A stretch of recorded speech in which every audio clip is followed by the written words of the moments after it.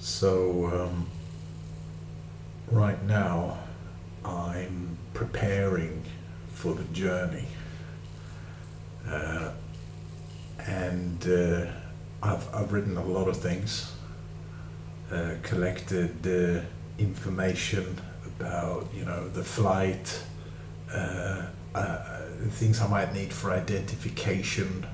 I wrote a small sort of itinerary kind of schedule kind of thing, wrote down any and all relevant addresses of destinations, flight information, everything.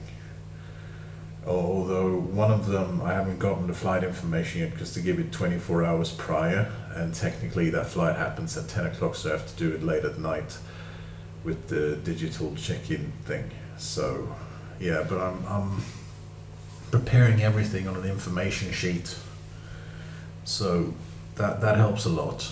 Um, I also got one of those cannabis vapes because I figured I'm going to be for 12 hours at the airport. It is going to be torture, but that helps because it kind of it's almost like a passive stim. Almost it engages your senses. Smells are a bit more fragrant, colors are a bit more colorful. All that stuff distracts from discomfort and it levels out your senses so that it doesn't feel like every unpleasant noise is happening right next to your head, and it doesn't feel like the lightning is making you snowblind. Instead, you're kind of maybe looking at the pattern on a wallpaper or something. You might rest your eyes at things and get lost in the moment for a few minutes now and then, and actually kind of recharge your senses the way neurotypical people presumably do.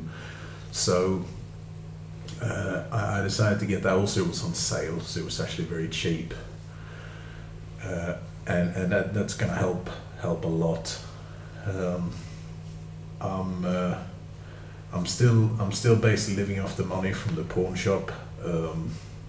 Next month, I'll hopefully get a Patreon payment, um, my first one, so that's exciting. Um, I still, at this rate of growth, I should have hopefully quite a bit by then, and enough to hopefully rent like a room or something, combined with some of the cash I've got put aside. I think I might be able to rent a room, and then internet with fiber optics is very cheap. At least if it comes installed, otherwise it'll be a bit more expensive. But whatever, that's like I can cross that bridge when I get there. Even if I need ADSL, that's fine for what I'm doing. But the point is, if I can just get some shelter with internet and electricity, then I can keep working for a month. And since I'm releasing almost a mod a day, my record so far has been 3 mods in one day. But to be fair, one of those I worked on prior to releasing it. Sometimes I do a little bit of progress on several mods at once, and I kind of pick one to release for the day just to kind of keep the rate going.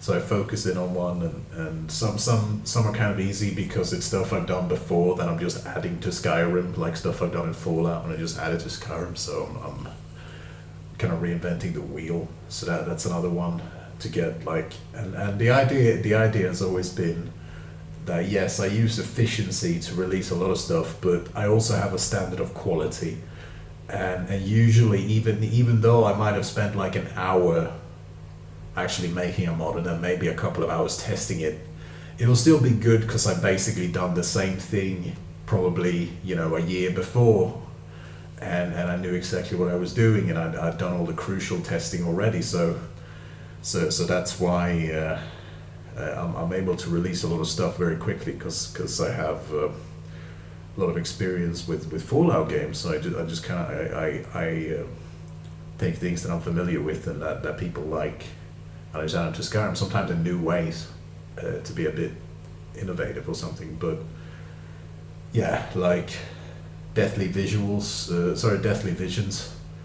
which adds health visuals and stuff. That one I did for Fallout 4 as well in StateSec, and it was actually a lot more complex in Fallout 4. It was connected to like much more effects, and it had different states, and it had an integrated bleeding system with visual blood trails even for NPCs. It had just a lot of stuff because it was for a serious kind of military simulator compared to Skyrim. So that's an example of how I took like this big system with a lot of moving parts, grabbed the ones that I thought, Skyrim fans might enjoy and that are sort of lightweight and compatible, and you just put them into a mod. And it was just a few lines of code. I did have to look up the syntax because I can't remember the syntax. It's been a while since I wrote Papyrus. I'm happy to say that a lot of the time my syntax is too good. I add things from more complicated runtime environments, so my code looks more like Python than Papyrus. So like that's good. It's not that I'm a bad coder. I'm technically slumming it when I'm doing Papyrus. I moved up a level to I'm not saying I'm a full stack engineer yet, but I'm at maybe 2.3 stacks. I'm slowly getting there, so that's fun. And hopefully, because like it would be fun to do bigger projects too, to get backing from people, and I would love to make a game. Actually, I have an app I've been coding that's really cool, and I'm hoping to get back to it someday. Maybe even do like a crowdfunding thing, because I'm serious about what I'm doing, and it's a pretty cool app. It's meant to it's a pretty cool app. It's about literacy, because a lot of teachers, they're worried about like AI coming into education system causing problems, and that to cut costs or lower wages more, or like AI is very predatory towards the education system. I'm not saying it's always bad. It's like any other technology, but the way corporations are using AI towards education systems in a lot of countries is not good. It's obviously about making money. It's not about quality of education. So I kind of thought teachers need like a way to fight back, and what they need is a piece of software to do it. They need a counter technology, so that when the AI people show up, they go, actually, here's a cheaper and more efficient alternative. So that's what I'm doing. I'm working on an app that's for writing, particularly creative writing, and it's designed to encourage literacy and teaching.